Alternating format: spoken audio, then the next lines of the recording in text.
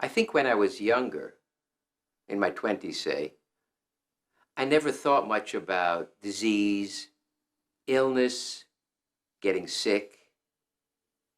I think I believed, like most people, that I was entitled automatically to good health until old age. When I think old, I see my grandmother, who lived for very many years. Sure, that was my mom's side of the family, but it never occurred to me that anyone under the age of 50 ever developed anything more serious than heartburn. Now, my dad was always concerned about his cholesterol and made it a point to eat his oatmeal and non-fat cottage cheese most every morning.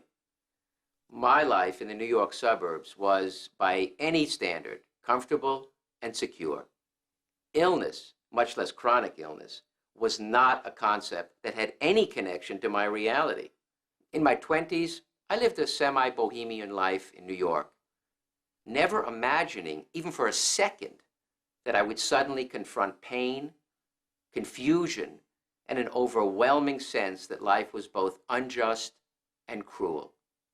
However, this tale doesn't begin with high drama, but rather with a small patch of dry, flaky skin on top of my scalp.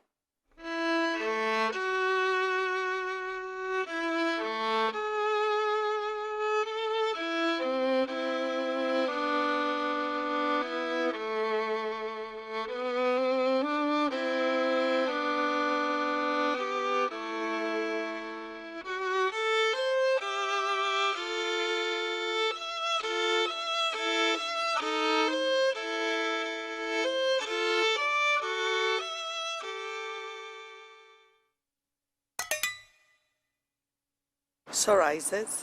Well, I think I've heard the word.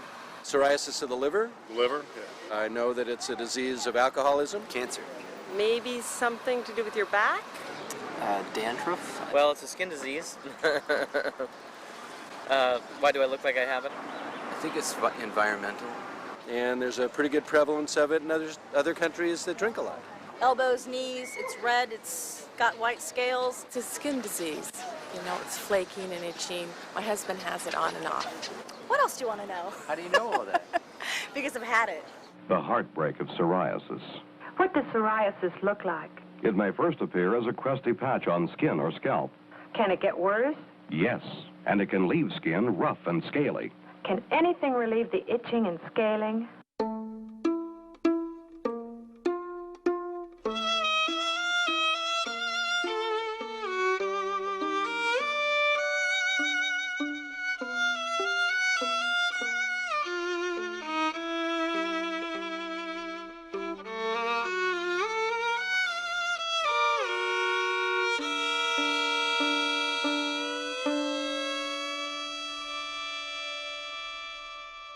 I see a big, red, ugly spot, flaky skin.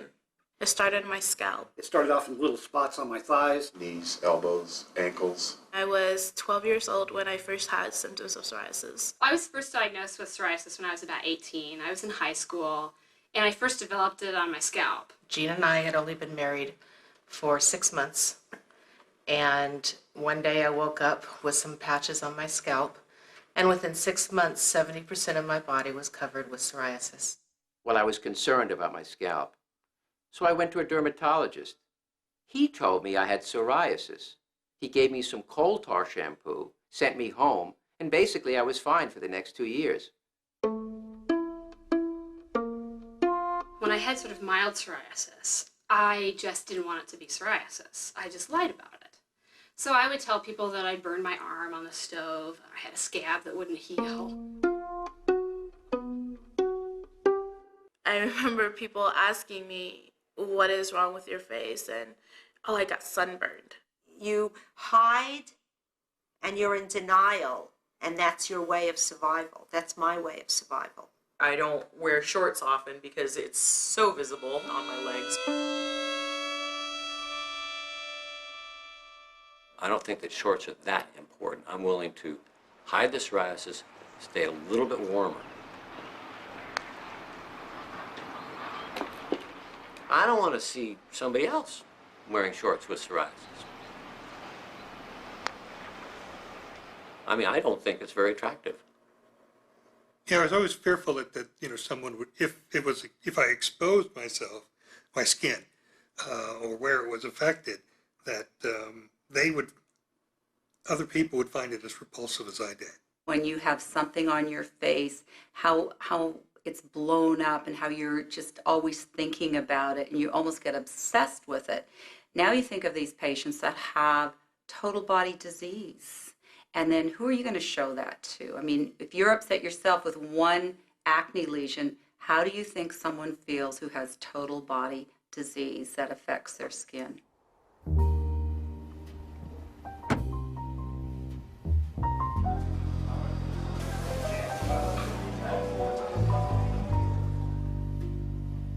Even when I'm doing well and my psoriasis is under control, I feel self-conscious.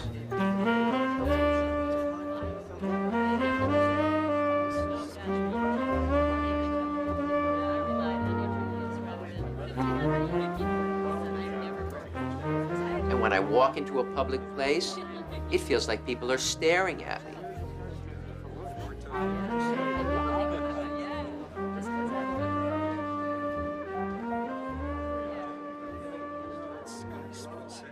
Now, this has happened before. I know it has.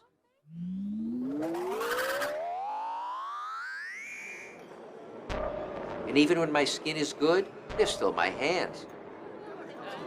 And the way I walk. There's always something for them to stare at.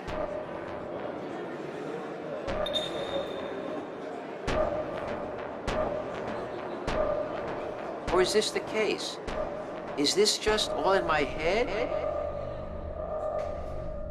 Or not? When I get into the pool, other young mothers would start taking their kids out of the pool. So How did that make you feel? it made me feel like I was the Dr. Cyclops or some sort of leper. It hurt my feelings, and that's when you go and you cover up and you wear long sleeves and you don't wear shorts anymore and you don't go barefoot and you kind of hide your nails if you're pitted on your nails, and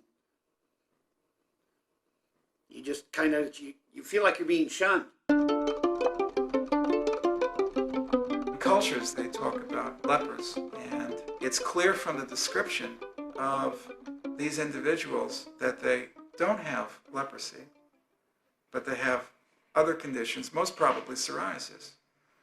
It's clear that the way individuals are shunned in cultures because of the fear that they have contagious disease is inclusive of psoriasis, which is, of course, not a contagious disease. When you look in magazines, people have jobs to airbrush out every single imperfection. So people that do have imperfections look at these magazines and say, oh, they're perfect, I'm not perfect. Well, nobody's perfect. Nobody's perfect.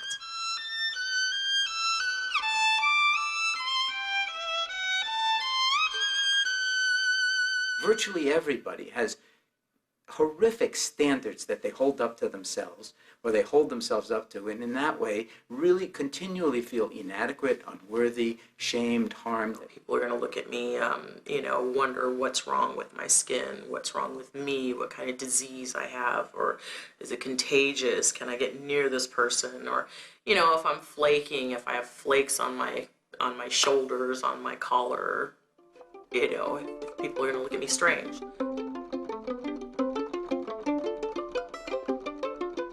If there are black chairs that have cloth and fabric on them that I sit sometimes at a seminar at work, and I'll put my arm up in a certain way. When I sit up, I'll see that I've left some of my skin on the chair. And if it's black, it's going to show. I could remember being in someone's home and, getting up and I'm on a gorgeous black couch and I'd see the psoriasis and I'd want to die right there and then. So in 3 seconds, I'd be thinking, how can I get rid of these flakes that nobody would see? Being at work was really difficult because my skin was always shedding and I would be peeling at it and picking at it. And the ground, the floor where I worked under was just covered with skin sometimes. My bed would get full of flakes, and around my bed would be full of flakes. So it's just the hassle of a disease that messes up your house, it itches like crazy.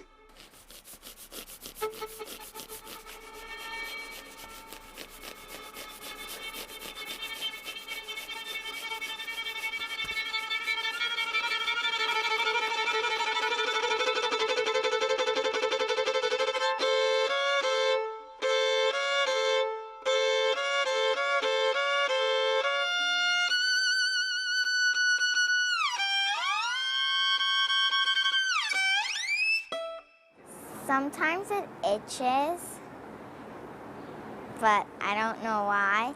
The itching was just unbelievably unbearable.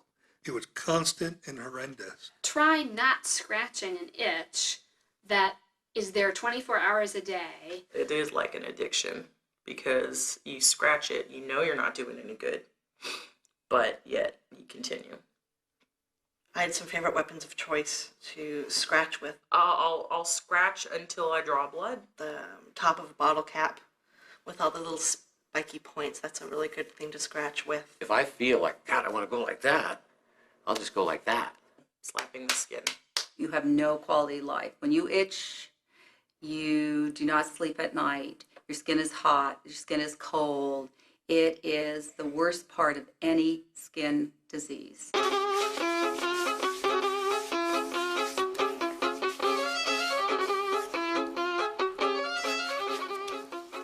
I've had every conceivable, just about over-the-counter remedy that there is that they advertise on TV. Goops, lots of little samples. Creams and salves. I've used the topical steroids, but you know, when you've got psoriasis on large parts of your body, you have to use those steroids a lot. I used to use a strong steroid with saran wrap, occlusive dressings. I did that for months and months, years. And I noticed that my skin was starting to thin on my legs. Psoriasis, in its clinical appearance, is an inflammatory condition. The skin is red, it's inflamed, it's scaling, and a mid-potency topical steroid is very effective at controlling that. Now, one shouldn't rely on topical steroids. Well, there would be periods of time where the psoriasis would cover my skin to such an extent, to maybe 60 to 70%, that it would form very hard shells over portions of my body, sometimes my arms, sometimes my legs. And without treatment, the plaques would become very thick, and so as you moved, your muscles and so forth, it would crack. At one point, I developed fissures on the bottom of my feet, which make it very painful to walk. One time I had a doctor's appointment, and I could not get a handicap parking place. I had to park way out. And by the time I got out of my car and I walked to the front door of the hospital, I just decided I couldn't go on any further. It just hurt too bad.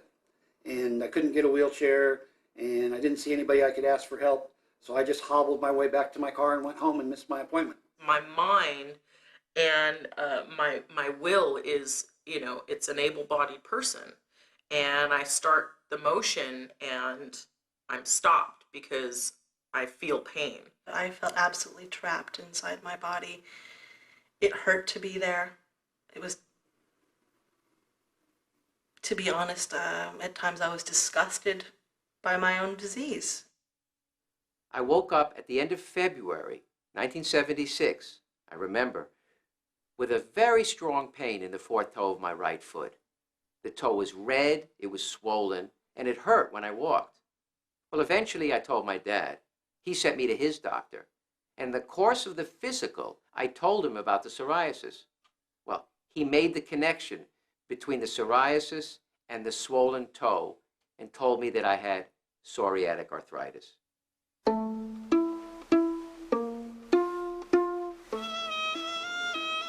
I was never an early riser, even as a kid.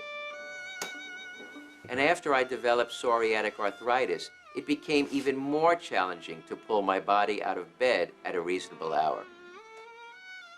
Getting up means not only facing the day, but also facing my imperfections. It's taken me years to accept the fact that when I wake up, I'll still have what I had when I went to sleep the night before. Arthritis feels when you wake up in the morning as if the day before you had run a marathon. and now you're waking up after having done that. That's what you feel like when you start the day. And I have a job where I work at a laboratory bench, and I need to stand, I need to move around. You come here, you get a special I have a 2.5-year-old son, and picking him up sometimes is just really painful. On days when arthritis is really bad, it just hurts to pick him up. I think the arthritis, it robs you of the ability to be the person you want to be. I used to love to wear heels. These shoes really help too. And I couldn't do that anymore. And there was everything that I couldn't do. I couldn't play volleyball. I used to play volleyball all the time. I couldn't do that. I couldn't even walk half the time. I was limping all the time. I just learned I can't wear Reeboks because they don't have enough support on the side. So my ankle will do this on the side now. I didn't know about psoriatic arthritis. They didn't clue me in. And I didn't know that you can get it. I just thought that, I didn't know what it was. I knew it was some form of arthritis, but I didn't know what it was. I didn't know how I got it. I didn't know in what connection it had to my skin. This part, like the ball, like right here was so painful. Like I couldn't even and then like my ankle question, it was like on the side. Like People start complaining of their joints being a little stiff or it's a little hard for them to get up in the morning. These are common complaints. They don't come in saying, hey doc, I have arthritis. They say my psoriasis is getting a little worse and oh, by the way, I'm feeling a little achy. Or I'll notice I'm getting a little hard for them to get through the light box, and I'll say, you may have some arthritis. They go, really? I didn't know that. In those first few months after my diagnosis, everything got worse. My psoriasis began spreading across my body. It was on my back, and my chest, and my arms, and my legs, even my buttocks. My arthritis got worse also. It spread from one toe to the other toes. Then it moved into my ankles, and then my knees, and my hips, and my elbows, shoulders, neck, even my jaw. I felt like I was being invaded from the inside and the outside, and that I had absolutely no control. I had no control over my body, which ultimately led me to feel like I had no control over my life. It just kept spreading and spreading no matter what I tried to do, no matter how hard I moisturized, no matter what herbs I took, no matter what I tried to do. It just got worse and worse and worse. And then it just spread into blotches, and I got patches of psoriasis, which I would consider to be 40-45% of my body. There are many people with psoriasis who are unfortunately undertreated. What I mean by that is they might have widespread disease, but when they see a dermatologist or other physician, they're only given a tube of medication, which is clearly not enough to take care of their whole body. Well, we define moderate, of course, as being probably at least 20% of the body surface involvement. In that scenario, I'm going to be probably advocating not only topical steroids and maybe vitamin D, but I will right away start talking about light therapy.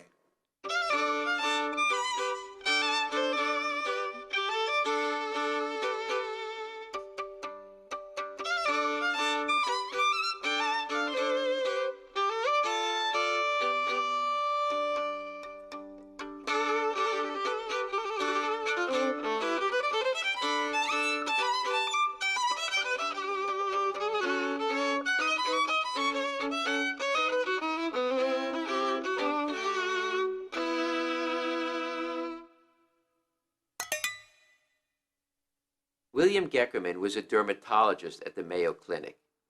In the 1920s, he developed a treatment for psoriasis utilizing coal tar and ultraviolet light. The treatment, simply referred to as the Geckerman, often yields good results and is still used today.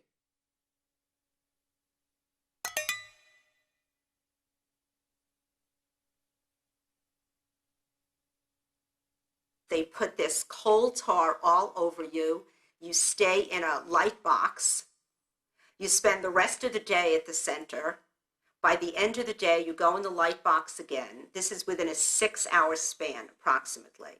You go in the light box again, and then you take a bath to get all the gunk off of you. The effect of the tar is an anti-inflammatory, which is one of the ways we look at psoriasis as an inflamed disease. We see these patients over years and years. We grow with them. We see their families. We see marriages, divorces. We see happiness. We see tears.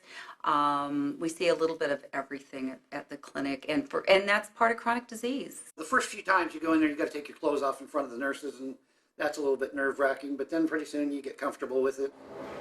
Oh, it's very messy. You hate it. The worst part is washing it off in the shower, because for me to get it off, it took I had to take 3 or 4 showers. When you use the creams and the tars, you get an odor, and people tell you stink. And they if they're sitting by you, they get up and they sit elsewhere, and that makes you feel real good. The light is very intense and warm, and they have a fan on.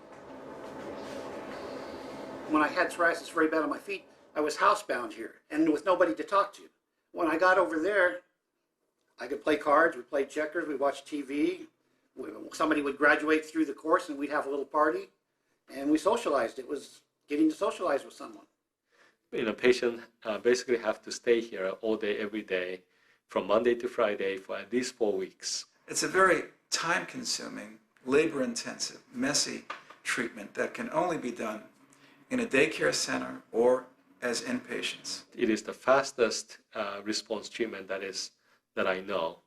They end up with good, clear skin with the fewest side effects and generally some pretty long remissions. For the most part, it's fallen out of favor because of the problems with the tar itself being a carcinogen, its messiness, and also the availability of newer light sources and newer photosensitizing compounds, including, of course, psoralen, which is part of the PUVA or PUVA treatment, which is kind of the modern day version of the Geckerman.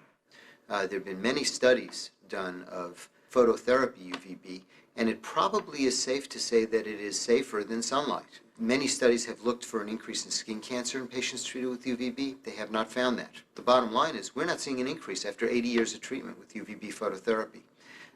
PUVA, on the other hand, we knew at 5 years that there was a problem. Squamous cell carcinomas are substantially increased in patients treated with PUVA, and now 20 years after the introduction of PUVA, we are seeing a possible increase in malignant melanoma. Fortunately, very small, but still that it occurs at all is troublesome. The sun, the billion-year-old natural treatment for psoriasis. When I took breaks from the UV light box, I was out in the sun as often as it was available.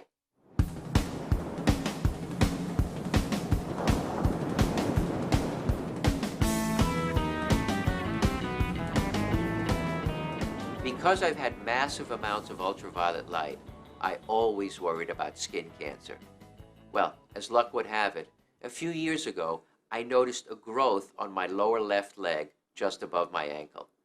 Sure enough, it was malignant, a squamous cell carcinoma. And when it was removed, they needed to graft a piece of skin from my thigh. The joys of living with psoriasis. I have regularly recurring cancers now, minor cancers that I just keep an eye on, and every year, every few months, especially here on my scalp because of, I don't have any hair and the sun. Recently, they've discovered my scalp was just loaded with actinic keratosis, they call it, and they found basal cell carcinomas. And I'm thinking it's, it was all those years of UVB light treatments in boxes. For 20 years, I avoided any discussion about taking methotrexate. I was afraid of what it might do to my liver, on top of everything else I ingested over the years. Well, eventually I ended up taking it for about 5 years, and did reasonably well. Now, I'm very glad to be free of it. My experience in methotrexate has been overall very good.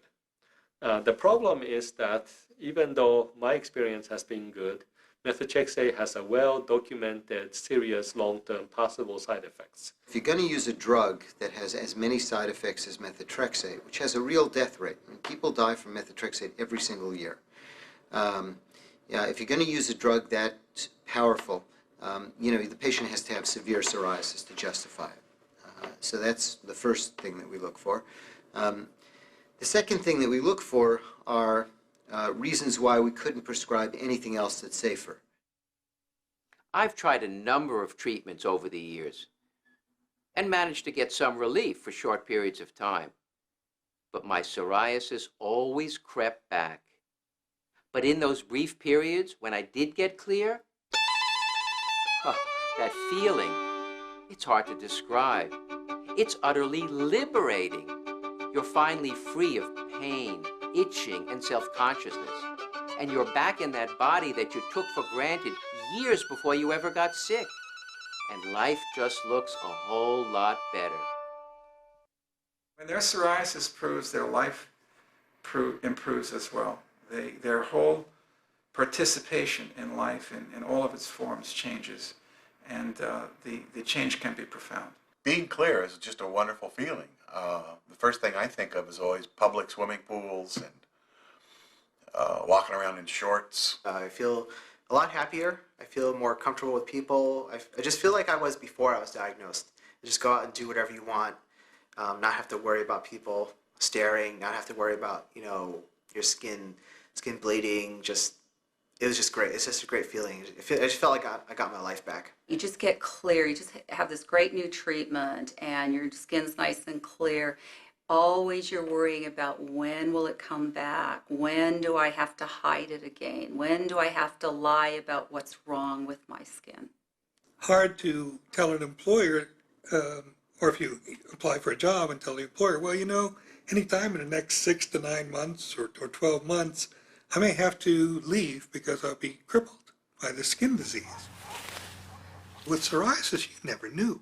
Or at least when I was in my 20s and 30s, I never knew if I was going to get better or I was going to get worse. Oh, it's just a little spot on your knuckle, and it doesn't seem like much.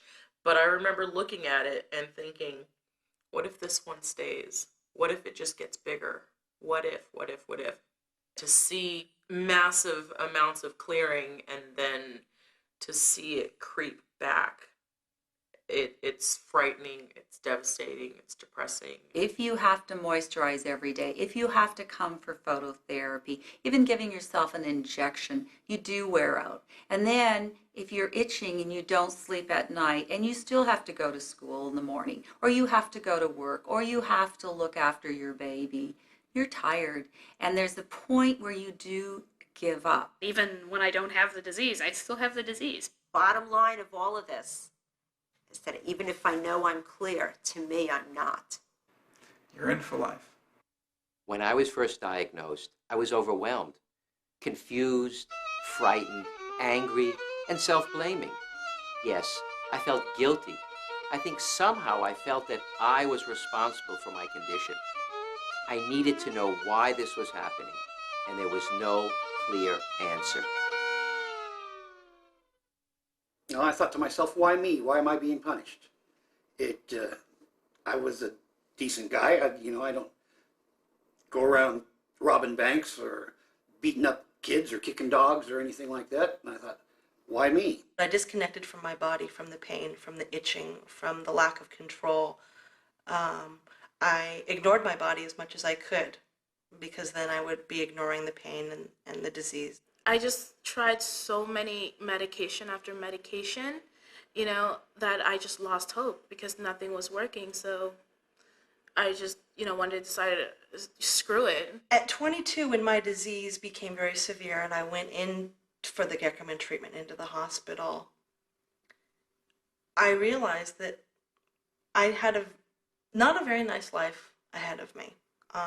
While my friends were off interviewing for their post-college jobs and they had their romances and were thinking about the possibility of getting married in a few years and having children and trying to figure out what life they were going to have, I was faced with a life of disease ahead of me. It puts you in a freeze where your entire body just freezes. And that's it. It freezes over, and you have an inability to do anything else except cover up and hide. I don't even want to, I don't want to get up. I don't want to go out. I hardly ever left the house, and I thought I was the only person in the world who was suffering. I stopped talking. I stopped being social. But I didn't think anybody would want to be friends with me. I thought I was totally and utterly worthless. I couldn't get up and get dressed and go dancing with my friends, and they knew something, was up, but I never said anything. And when they would call me and say, "Hey, Brent, let's go out." No, I can't go out, I'm sick. Or no, I don't want to go out, and just make up another excuse. And these were people that I considered my good friends, and they didn't have a clue what was going on. No one knew. You hope. And when it doesn't work, it can be so devastating.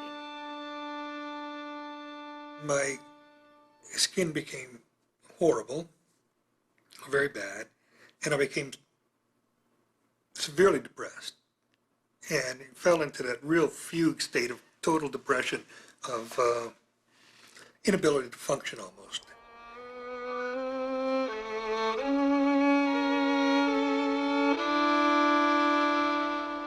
And I was having a debate with myself about the value of life.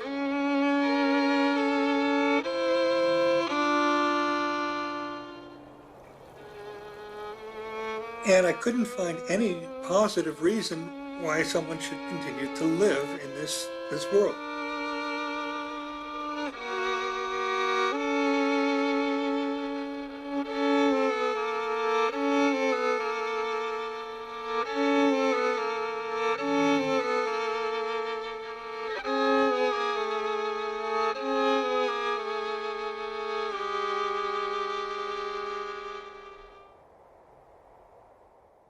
There's no doubt about it. Living with psoriasis has made an enormous impact on every level of my life.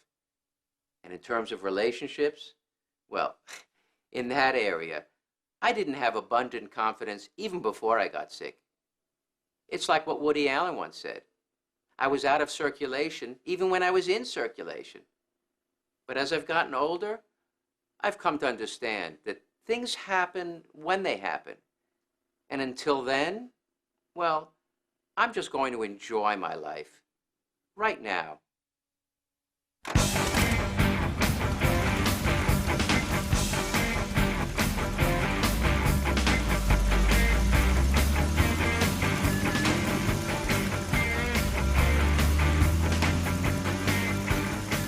My motorcycle is my freedom.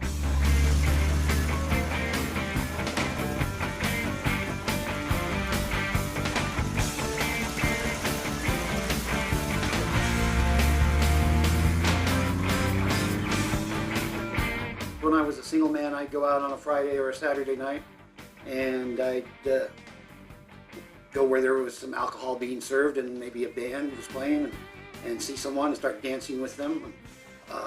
End up back at their house, and if you get in the house, you've pretty much got it made, usually, I think. But sometimes when you get down to the shirt, then they see my skin up close. That would shut the whole thing down. My psoriasis has been bad enough sometimes that it was disabling.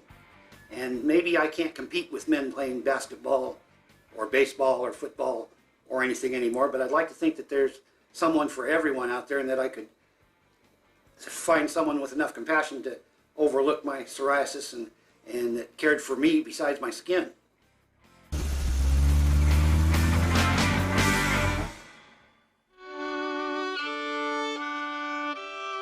When we first got married, we both worked, so we had a fairly good income, and we were able to afford to live fairly well. And in the beginning, we were able to handle the costs of the treatments without too much difficulty.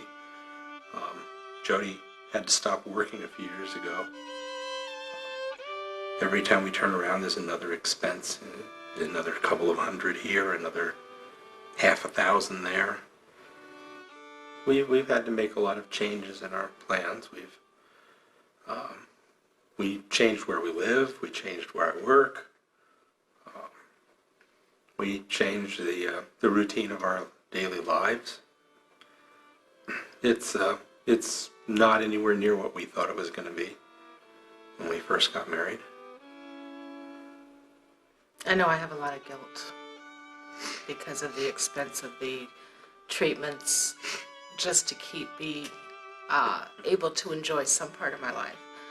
And that I'm not bringing in any money causes me to feel the guilt, but he's been wonderful about it. I just try to be there. When she can't pick something up, I pick it up. When she can't open something, I open it. And when she just needs to vent and kind of yell at the world, I just be there to listen. I think that it puts stress on us individually. I don't know if I would say that it stressed our marriage. I think if anything, it's probably caused us to become closer to each other.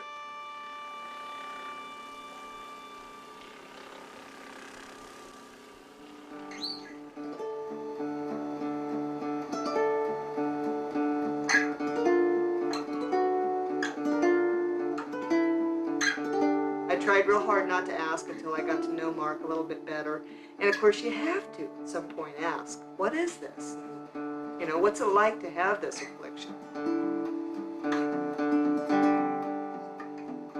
It's not something that was easy to accept. I know that when we were engaged to get married, people tried everything possible, in my opinion, to tell me, well, have you really thought about how he's going to be sick all his life?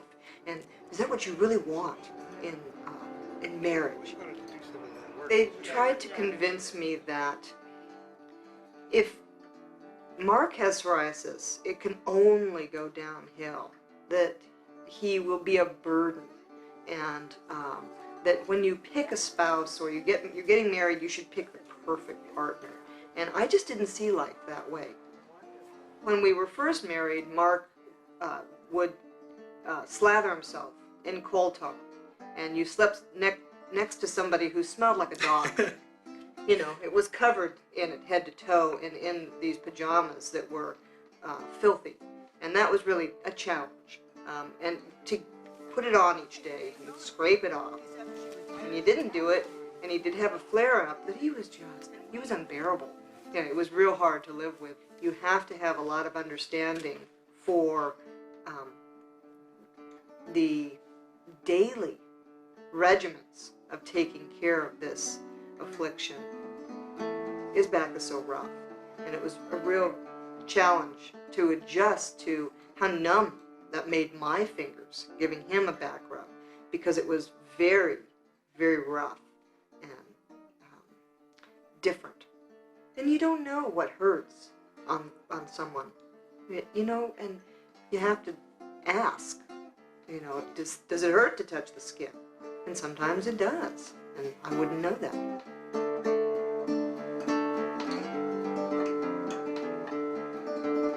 I've been able to do okay. Being a good partner and a lover is very enjoyable. For somebody with psoriasis, it's not something that would stop me. And I can tell other people that I can live with this. And I don't feel like it's that hard to be a partner with somebody with psoriasis.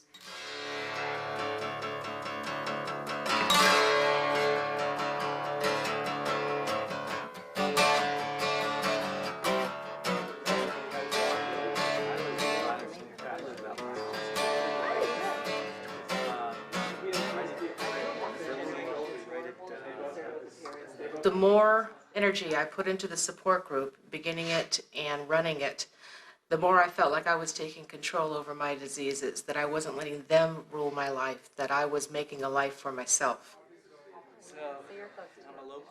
It was just that initial diagnosis of psoriasis that was like a death knell to me. The words that just rang loud and clear was no known cause, no known cure. This was a life sentence. I would just always hide it. So, because people have a fear when you say psoriasis. They don't know what it is, and they think it's contagious. I know one guy at a bar many, many years ago, way back when, he comes up and he goes, "Ew, what is that?" And I went like this. And I go, "Herpes." And he was so mad. I was like, but I just...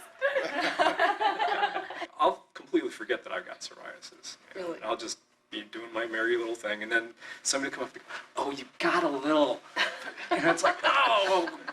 I just kind of, assumed that they would reject me, and then I would just, it was easier for me to do the rejection first. When I was at my worst, I have to admit that I completely shut down sexually and emotionally. For Brenda and I, it was something that was put out on the table way in the beginning. We would email each other back and forth, and I noticed she was a little reticent about some things. And it just took a lot of prying, but finally we just started talking one time, and she basically just said, "Ed, you know what psoriasis is?" It just through the course of that, it was kind of a natural thing. We were just friends first, and she just kept educating me about it. I started to come to these meetings, and I don't see it as an issue or as a deterrent to getting to know her better. It's not. I don't see it as, oh, there's Brenda, and she has psoriasis. I just see that's Brenda. I felt so alone for a very, very long time. And after having it for so many years, I didn't meet people who had psoriasis and psoriatic arthritis until I was 24 years old. I came across the National Psoriasis Foundation's website, and I noticed they had a forum. I couldn't believe all the information I was getting from it.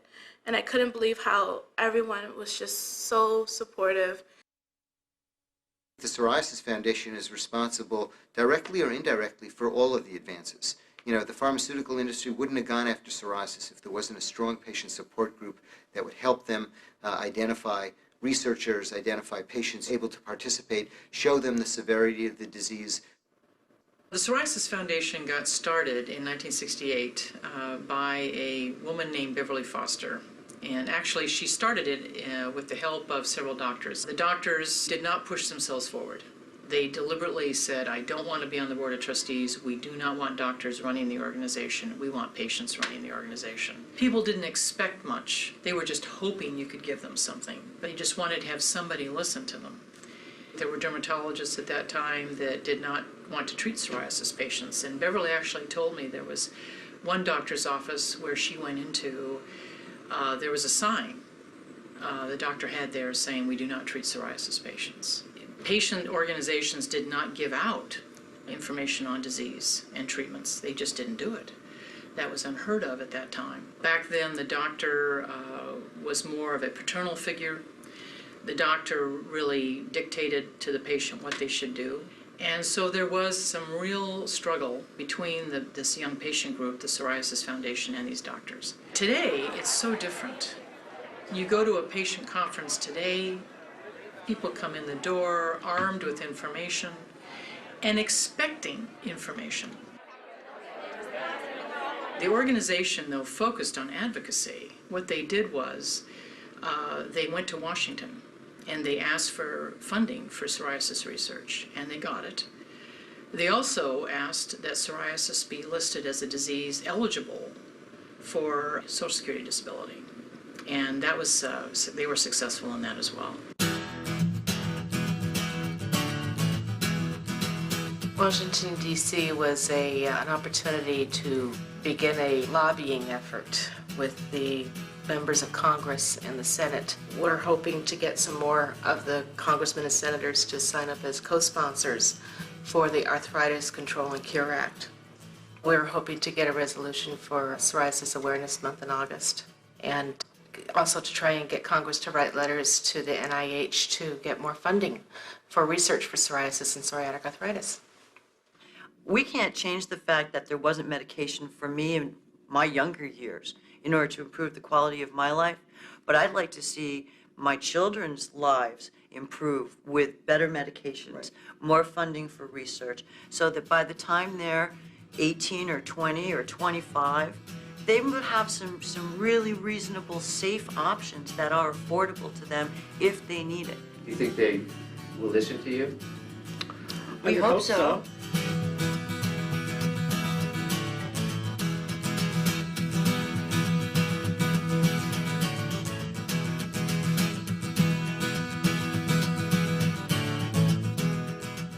Research is much more than just that person sitting in the laboratory.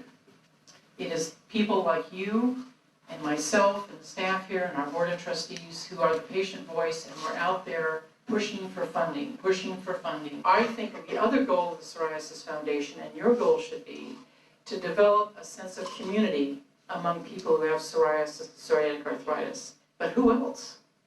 If we don't get involved, if we're not out there doing things, why should anybody else?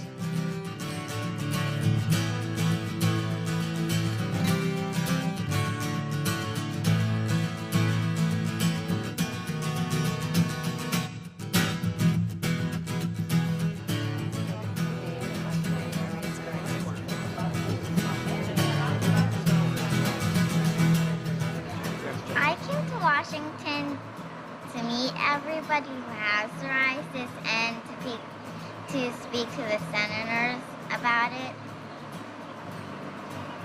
You think they're gonna listen? Yeah, I think the senators are going to listen. I'm 9 years old and I have psoriasis. Psoriasis is an autoimmune disease that affects my skin. You can't catch it. I had psoriasis since I was 4 years old. My day starts with putting medicine on twice a day and going into a light box. We appreciate the time you're taking with us, and Sure. we had some success from last year's. We'll be back again.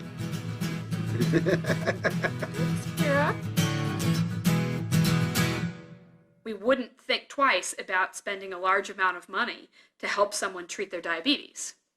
This is obviously a very life-altering disease.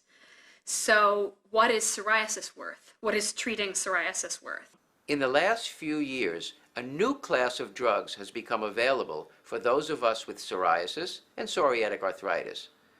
The biologics, which target specific areas within the immune system, are helping many of us to feel more comfortable in our own skin. And while the long-term effects of altering the immune system are not yet known, the biologics are a welcome addition to our treatment options. So there's no question that we would start an individual who has severe psoriasis that has not responded to topical treatment, that has not responded to ultraviolet treatment of one sort or another. We would start that patient on a biologic. Slowly I started seeing my skin change, and I was 98% covered at the time, so when you see your skin change at 98%, it's a big deal, you know? My skin was really bad for at least 5 years, and I really told myself this is the way I'm going to live the rest of my life, and I tried to accept the fact that I'll just have psoriasis forever. But when I saw the skin clearing, I couldn't believe it. I couldn't believe it. I've never seen the skin clear up, and as it started clearing up the weeks after, it was just an amazing feeling. I just felt like a new person. I'm no longer desperate to find a doctor or a treatment. I have found it. Once a week injection, as opposed to every night, every morning, putting on creams, going in for light therapy to the physician's office. Boy, I have to think about my psoriasis and its therapy once a week. I used to have to think about it at least twice a day, every day.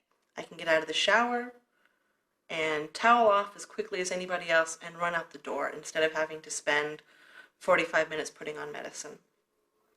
I can dress for the occasion. If it's hot weather, I can wear a sleeveless shirt. If it's an event, I can show cleavage. These are targeted, much more targeted therapies. And so they're much likely to be more effective because they're specific and targeted to things we know are activated in psoriasis, and they're also likely to be safer because they're not as systemic. They affect the immune system, but they affect certain aspects of the immune system. Psoriasis is a disease of the immune system.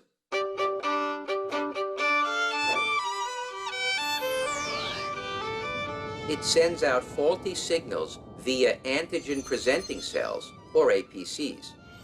These contain a substance that causes immune reactions. In the first stage, the APCs travel from the epidermis to the lymph nodes. There, they interact with white blood cells called T cells. The T cells become overactive, and in the second stage, they travel through the bloodstream and bind to the blood vessel cells. This enables them to penetrate through to the dermis and then the epidermis. Once in these inner and outer layers of the skin, the T cells are reactivated by a second exposure to the APCs. This is stage 3. The T cells then release soluble proteins called cytokines. The cytokines cause changes to the epidermis cells, speeding up their turnover from 2 weeks to 1 day. They now multiply so fast that they begin to pile up on the surface of the skin and create a thick layer. It is this series of events, repeated over and over again, that causes the symptoms of psoriasis. Anne Bocock, she's the first to really have identified very specific genetic changes that identify patients who might have psoriasis. The impetus for this came from the National Psoriasis Foundation, and the reason they care about finding the genes is because they felt that if you understood the genetic basis of the disease, then you would understand what caused the disease and you could develop novel treatments. My goal is to find at least some of these genes for psoriasis, and we found some, and we're looking for more. And in fact, we're about to probably identify 2 more in the next few months. It's very likely that there are a lot of genes out there that can predispose to this disease. It's possible that there's as many as 50 or more. Once we know all the genes, we'll be able to profile patients. There will come a time when you will be able to go into the doctor's office and they will be able to genetically type your disease. You have a psoriasis that has this genetic signature. Therefore, these therapies work best with that type of psoriasis and that genetic signature. Jon Kabat-Zinn, a researcher and writer, has explored the mind-body connection for many years now. He's applied meditation and visualization techniques to help people relieve stress and promote healing. And along the way, he's worked with psoriasis as well. You know, healing, depending on how you use the word in medicine, can be kind of like looked at askance or even a dirty word. If it's bone healing or wound healing, nobody has a problem. But healing sounds a little bit weird, new agey, mystical, and so forth. But when you're talking about the skin, I mean, it's just patently obvious. You see the skin is either involved with psoriasis or it's clear. The light is slowing down their growth by stopping the machinery that those cells use to divide. And of course, you can do this yourself whenever you are exposed to sunlight, or if and when you're undergoing phototherapy. How about we do a randomized clinical trial and put people into one of 2 conditions. Either they get the light treatments the ordinary way by themselves, as usual, or while they're standing in the light box, we develop a guided meditation tape for them that in some way they can follow over the course of their treatments, hearing more and more of the tape as the treatments get longer, and practice cultivating mindfulness while they're standing in the light box and see what happens, because it's a very powerful stress-reducing technique, and it's all based on awareness. The results of this randomized trial, and we did it twice, by the way, because the first time I didn't believe it, is that the meditators are healing on the average much faster than the people who are just getting the light treatment by itself. The skin is actually clearing faster. And the second time we were able to measure how much faster, and it's approximately 4 times faster than the non-meditators. Something that they're doing in the light box, something related to the mind, is influencing a healing process that we can see and photograph, and it has to be down to the level of gene expression and cell replication. That the mind can influence any of that is in itself a finding that's certainly worth pursuing and exploring and seeing what the depths of this actually are. the cultivation of mindfulness itself is an act of kindness, an act of loving kindness and self-compassion. It's not unlikely that the skin is listening when you assume that kind of orientation towards your experience, and that it could potentially, as in our psoriasis study, shift things in the direction of more clear for longer. One of the things I started to do was photocopy my psoriasis and think about my psoriasis as a language. And that led me into exploring psoriasis as a topic. I took a hospital gown with little garment tags, and on each garment tag was a date. And then on the back side was a sticker, and that colored sticker was encoded to represent something. This one says 11-1301, methotrexate, dose number 4. And on this side, 3. So I took 3 pills at one time. And this area here is actually a replication of my hip that I had photocopied, and I used a hard medium. I stopped seeing myself, truly stopped seeing myself as a victim of psoriasis. I've been working a long time to not be a victim, but I think that was when the door closed for myself of that room of torture. And I started thinking of my disease as my own personal language and how it would shift and how it would change. And I think that helped me start seeing myself separate from my psoriasis. But as I've gotten older, with never really clearing for very long, I've just said to hell with it. And I'll wear a short sleeve shirt to work now. And there's, I'll have a short sleeve shirt on. And I notice people noticing this. But if anybody asks, I say it's psoriasis. What a choice do I have? I mean, this is my skin for this lifetime. Do I want to be in continual war with it, or can I make a certain come to some kind of truce where I don't have to love you unconditionally, but I at least don't have to have you plague me unrelentingly for the rest of my life? I saw it as a flaw that just had to be taken care of or hidden. And as my psoriasis got worse, and as I got older and more mature, I realized the advantage of being very honest and open about it, and that just was liberating. Whatever happens, it gets worse, but no matter how low you go, there's always an upside. You could always go up from there, and whatever you can to take you up, because it feels so much better than being down.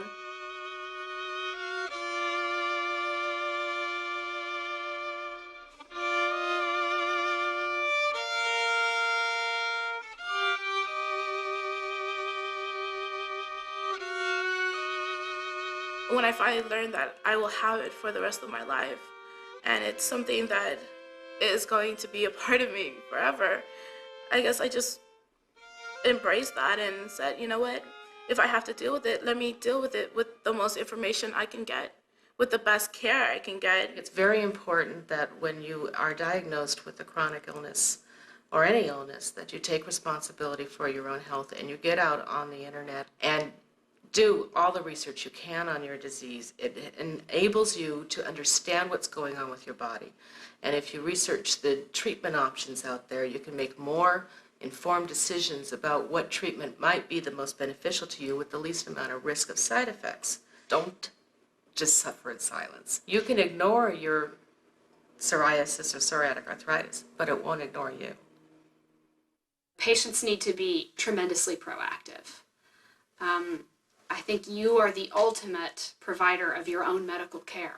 People are optimistic. Now, some of this coincides, I think, with the fact that there's more research going on. There's 40 drugs that are being studied for psoriasis now. I mean, can you imagine? In the 70s, there was nothing. Today, you have almost 40 drugs in trial. Maybe down the line we'll know enough about this disease and technology will be improved enough that we can actually cure the disease. The patients won't even need to take drugs. Well, by now, you've seen a varied collection of people, young and old, light-skinned and dark-skinned, all facing the same challenge.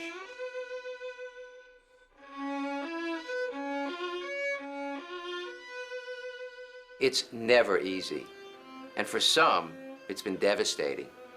But for me, after 30+ years of living with psoriasis, well, the future looks pretty bright. And the present, well, it's okay. Oh, and that patch of scaly skin on top of my scalp, it's not there anymore.